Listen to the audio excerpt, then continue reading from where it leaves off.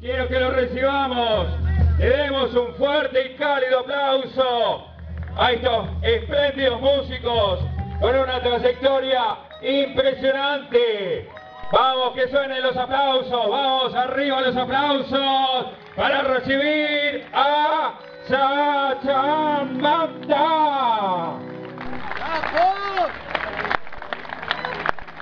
Bueno, no llega, no me esfuerzo porque no. Voy a hablar aquí. Buenas tardes a todos, bienvenidos. Aquí la tenemos, aquí modemos con el sonido. Le vamos a pedir que por favor se pongan de pie, no porque estamos nosotros, sino porque vamos a cantar el himno en quichua para todos ustedes a pedido de la comisión del Círculo Santiagueño. ¿Sí?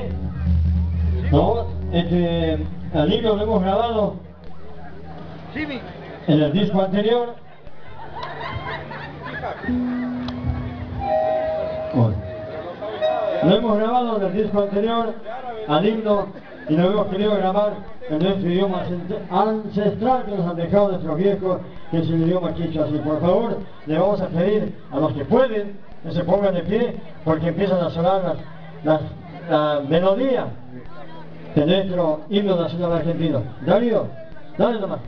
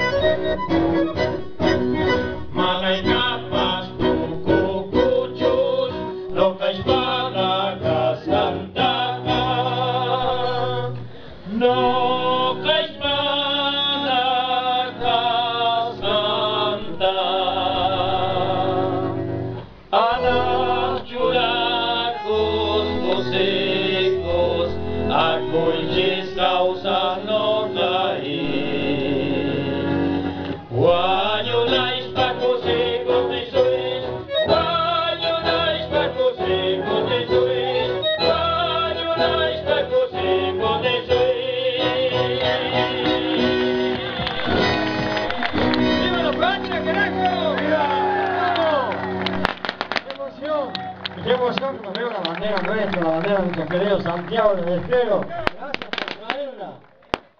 Sí. Ahí donde, no sé si algunos saben que ahí tenemos la canción para nuestra bandera. ¿Te animas, Yanko, a cantarla? ¿Eh? ¿Sí? ¿Ah?